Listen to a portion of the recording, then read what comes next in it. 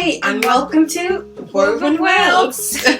My name is Nkechi. I'm Liz. And today we're going to be talking about life in Liverpool. Yes. So it's going to be a little bit different from our usual videos where it's a little bit more formal or whatever, but formal casual, but this is going to be like extra casual. So it's basically going to be like almost like a conversation between Elizabeth and I, that you are going to be watching as well. Yeah, so I'm going to start first.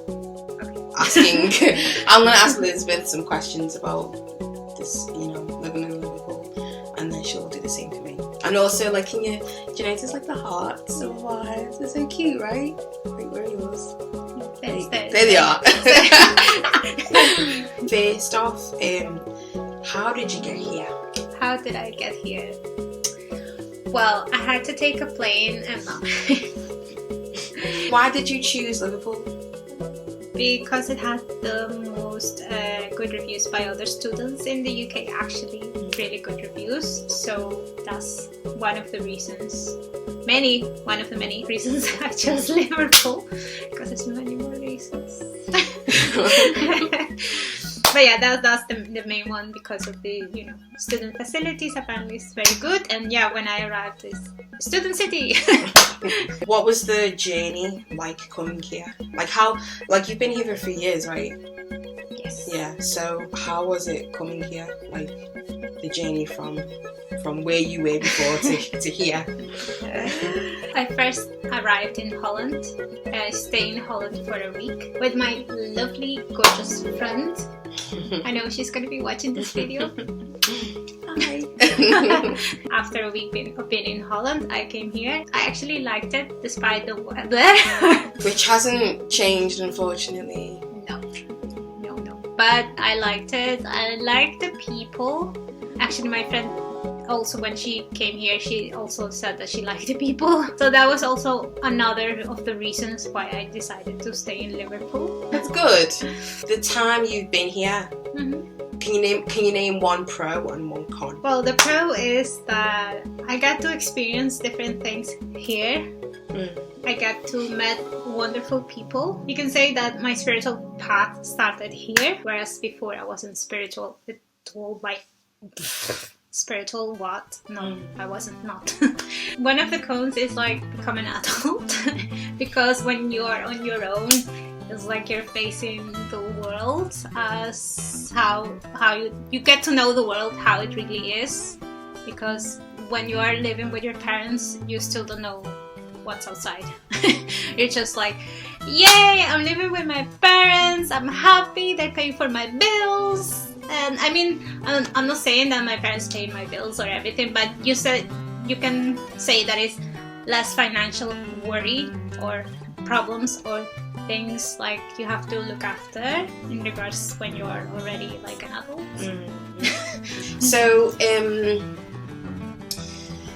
So life in Aruba, aside from obviously the beautiful sunshine and whatnot, how would you say they compare? How they compare? Well, Aruba's hot all the time. Yes. Yeah. One thing you don't have to worry about. Yeah. Sometimes life in Aruba, it was great. It's lovely. I love Aruba. Aruba is my second home. Would you consider it paradise? Up to some point. But like paradise is like for example, you can have expectations for a place that sounds like a dream come true. For example, when you're in a cold place and you prefer to be in a warm place. But paradise will mean that how you consider your life is at the moment. So for example, if I'm happy that my family is well, and I'm happy that I'm okay as well, so and where I'm at this point, so basically paradise will mean something like that to me rather than a place. I mean, yeah, it is paradise, but it all comes from you, how you feel in that place. So it's almost like you carry it wherever you go. Yeah. As a South American woman, would you consider yourself South American? Like, how would you identify yourself as, like? As a human on Earth. Okay, ethnically speaking though? Like, how would you consider yourself? To be honest, I don't consider myself neither South American nor Arubian, because I have both cultures like within me, like from Aruba and Peru. Maybe more from Aruba than Peru. Basically, neither. Like for Peru, from people from Peru, I don't sound like Peruvian. I might look Peruvian, yeah, but I don't sound entirely like Peruvian. Like even the slang, I'm not.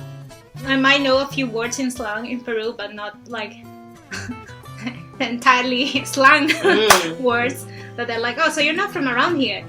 No. Right. So for the people of Aruba, I do look Peruvian, yes, of course. Like they was, oh, so you're not from Aruba? No, but you sound like an Arubian. So it's like a case of like that's why I always said like I just know that I'm a human, belong to Earth. So that's why I don't consider myself neither South American nor Caribbean. And I mean, yeah. So that's why I'm a fusion of Aruba and Peru. Perfect fusion. Yeah. With your life as a Peruvian in Aruba, that's such a mouthful. And obviously experiencing the differences of not being Peruvian enough for Peruvians and not being Aruban enough for Arubans. Taking that into consideration, how has that experience been for you in Liverpool? Because obviously, you know, with the fusion of Peruvian and Aruban, also because you are in a completely different country where obviously you speak the local dialects of Aruba and Spanish in Peru, and then obviously you have the Dutch influence of Aruba as well. Yeah. And then you come over to England so you can speak English. So it's almost like you're very obviously multi-dimensional, multilingual. Layers. Multi-layers. How does that experience transfer in England? Do you still notice the difference with the fusion of being a bit of both Aruban and Peruvian? How does that transfer in England, in Liverpool specifically? Obviously, for the people, when I arrive here, obviously they see me, I'm not from around here. The first thing that they came to their mind where I was coming from was from Asia, mainly from China or Philippines. Which I mean, yeah, I like Chinese food, yay. But you're not Chinese. Not Chinese. You know, yeah, so it's like, yeah. Chinese. They didn't care from where, regardless from where do I look that I come from. They were just like very friendly and, you know, easygoing people. Obviously, I did met some really weird people that I think I don't want to see them again. But you know, in this world you meet lovely people as well as the other side of the coin people. So there's no feeling like an outsider in Liverpool? At the beginning I did, especially because everybody was like, for example, mainly because obviously I was used to living in Aruba and I was used to the warm and hot and how I feel cold in Aruba sometimes, which What's the coldness like in Aruba? Is it obviously it's going to be different from here, right? Yeah, it's 26 degrees. 26. Oh my gosh. Okay. Yeah. So then what's the highest then? The highest can get up to 33. Oh, I wouldn't be able to handle that. I can just about handle like Nigerian heat, but goodness. Okay, yeah, maybe I could actually say that. But yeah. Sorry, yeah. But yeah, especially in hurricane season where the wind is gone and you're just like in the open, basically just roasting yourself, slowly roasting there. Yeah. But yeah, no, I didn't. At first, I did feel like sort of an outsider because obviously I was on the cold and everybody was like, yay, and I was like, just, how can you people dance? I'm dying, I'm freezing. Right now, at this point, don't really, and I don't really look at it that way because obviously in the end, like I said, I try not to take some people's thoughts like, what I care the most is how my closest people think about me or feel about me rather than people that I barely know or barely met. I care more about the ones that are close to me. If they think I don't belong here, well, okay, fine, bye. Okay, that's good. It's good that you express what you feel, so, so yeah. Well, sometimes it's like it's best to just... Yeah. So now we're gonna move to my soul sister. How did your parents came to Liverpool? How did it came with this idea to come to Liverpool? Okay, so not to give everything away, because Naomi, mum and dad would be like, don't be putting our business out there. But my parents are from Nigeria originally. I was born here along with my siblings. My dad initially came to this country at least, 20 or so years before he met my mum, give or take. But that was when he was married before her. They had children, but things didn't work out. So they divorced, basically. And then he went home and he was just kind of like, I'm not really looking. He was just concentrating on himself. And then my mum popped up out of nowhere. And he was just like, I'm gonna get that one. so basically he courted my mum, and my mum was just like, sure, whatever, I'm just out here, my badass beauty, and being, whatever, and just living my best life. But if it works out, it works out. And so it did over time, and they came over 40 years ago. And they started off in the north of Liverpool, and then they came over to the south after a while because it was just easier for them. Ever since then, we've stayed in the south. I'm a south side type of girl, maybe around south central. So yeah, my mum and dad have been here. Well, my dad's passed away, God rest his soul, but he was here for at least half his life. My mum's been here since, they go back and forth. They always went back and forth to Nigeria. But yeah, they would consider Nigeria home. And to be honest, I would consider Nigeria home as well. Really? So, do you identify yourself more as Nigerian than Liverpoolian? It's difficult because as a British-born Nigerian, it's difficult to even have that label because, excuse me, kind of similar to you, when you go back to Nigeria, it's like,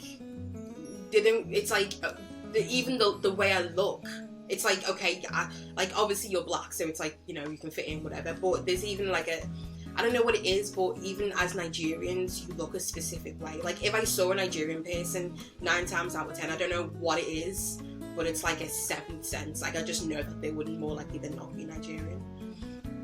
But that's one part of it. The other part of it is obviously sounding Nigerian. And, I'm unfortunately, unlike my soul sister, I am not multilingual. I'm barely bilingual. You do speak some words of Spanish? I do. Yeah, she does. Maybe I'm slightly multilingual, but it's not like, I can just about have a conversation, just the basics. Yeah, my mum and dad are from of Igbo descent, so that's a tribe in Nigeria where they come from, and obviously they have their own dialect. I don't speak all of it. Over the years, I've learned how to say certain words. I know the basics, but even so, it's like you're trying to learn a different language with an English accent. It's not easy because the way the Scouse dialect is, you have to twist and turn your mouth to say certain things. So you can obviously imagine how even difficult it will be to speak Igbo as a dialect and as the accent. Do you know what I mean? I can just about do the accent, but even so, there's an undertone of Scouseness with it. Do you know what I mean? So when I go over there, it's obvious that I'm not one of them, and it's and then it's almost like, oh well, you're not really Nigerian enough either because I don't speak the language fluently. And then you start blaming my mum, my mum and dad. I'm like, first of all, watch your mouth, first and foremost. Secondly, it was my dad's idea to bring us up in an English-speaking household. Right. They would occasionally speak Igbo. My mum was more adamant about us speaking Igbo than my dad, but ultimately they wanted us to have that connection of communication. And when you grow up in a household like that, you want to make sure that you're communicating with your children in a way that we're both sides are comfortable in. Would it have been different if we had grown up with where they were speaking Igbo more? Probably so, but we also, but in doing that, you have to understand that like we live in England, we live in Liverpool. You have to also know how to speak Scouse and be Scouse. It's not just like we're Scousers because we were born here. Being Scouse isn't just like the dialect, it's a way of life. There's a way in which you move, there's a way in which you talk, think, act, feel, everything, you know. So I would consider myself a Nigerian Scouser more than anything. I would. That's a good way to put it. Yeah. Yeah, of course not. So in comparison to Liverpool, how have you felt as a black woman, like when you go to other cities in the UK? How are they? Or do you prefer like Liverpool because obviously they're more warm and you know they're just basically just I can say that they're more like warm and like more, it's just don't care in a way as long as you go well with them, they'll go well with you in regards, so they don't see you as this is my perspective. They don't see you as like as you're an outsider. They just see you, you go well with me, I'll go well with you. So how did you feel like when you go to other cities? Like would you still prefer Liverpool, or would you prefer like they've gone to another city, your parents? It's a good question. I think being a black woman Scouser has benefited me overall in comparison to being maybe say a black woman Londoner. The reason why I say London is because obviously outside of the north, like we have a major Nigerian community in London, some of which I'm related to. Shout out to you guys. So I think maybe so it's almost like there's an expectancy of us being there because that's where most of us are from. But even the communities outside of London, across the UK, not just England, but like Wales and Northern Ireland, even Ireland, the Republic of, those communities are growing. So I wouldn't say there's any city that I would have hoped that my mum and dad would have stayed in. Maybe being, you know, a Scottish person, because that's actually where my dad started off. He stayed in Glasgow and then for a few years, and then he came down to like the south of Liverpool. So that would have been interesting to have a Scottish accent. But ultimately, I think being a black female Scouser has its benefits mostly. I'd say. But that doesn't negate the fact that from my experience, Liverpool still has a racism problem. Liverpool, as some of you might know, was part of the slave trade, and like it was a major port for slavery, and a lot of the monuments around the city kind of still tell of that part of British history, of world history really. So in my experience, where a city was part of like a transatlantic slave trade or somehow benefited from it, a lot of the time, to me, it feels as though the experience of the people of colour, especially black people within that city, more likely than not is minimised, because I think sometimes, even with, you know, we have the Slavery Museum, we have very outstanding places within Liverpool that celebrate blackness. That doesn't negate the fact that racism still happens in the city. Like, for example, I grew up for a few years in Dingle, Dingle is just, it's like, I guess it's by Toxteth, as I'm sure some of you might know, especially from whether you're from Liverpool or not. It's like one of the blackest areas in Liverpool, probably the blackest, I'd say. But for whatever reason, Dingle, being right next to the blackest part of the city, it was a very negative experience for me and my family. Like, we were there for at least maybe like 4 years or so, and like it was like dreadfully like racist, dreadfully terrible, a very traumatic experience. And outside of that experience, I didn't have really any severely racist experiences. So to have that and to see how it didn't just affect me but like my family as well, it changed the game for me, and it really made me realise that like no matter what I do, think or feel, people are going to see me as different anyway. And so that experience can make you bitter and resentful. At least it did for me at first, but over time it made me understand that like, listen, people are going to hate me because I'm a black woman anyway. So that's their beef. My situation is like deconstructing the powers that make it like a normal thing to engage in that type of behaviour. And I'll always be that way, like to the day I die. I feel like my experience as a black woman Scouser, as a Nigerian Scouser, they are very specific and unique to me. But I know that like maybe quite a few other black people in the city have maybe had that experience.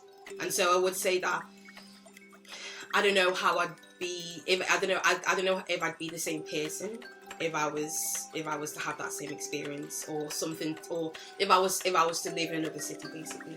I don't know if it would be the same. So it is true, like people will not like you for like some people might like you, some people might not like you. So that like you said, that's fine, because not everybody has the same taste. Not everybody, like I was saying when I mentioned the word paradise, maybe for my paradise is not just your paradise to you, so you might consider something else your paradise.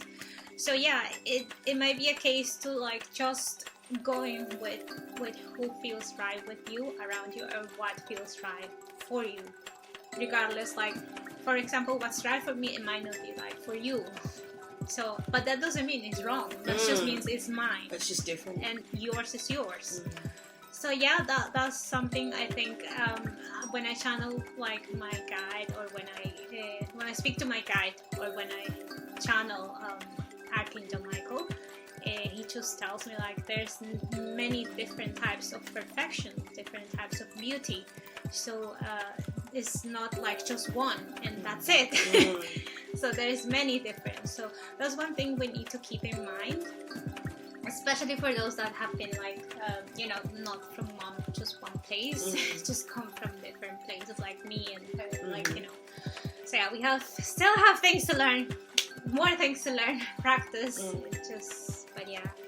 But we thank you. This is what we wanted to share with you. Yes. So thank you so much for your time. Thank you for the new subscribers. Thank you. Hi. Bye. No, and yes, let's go for more.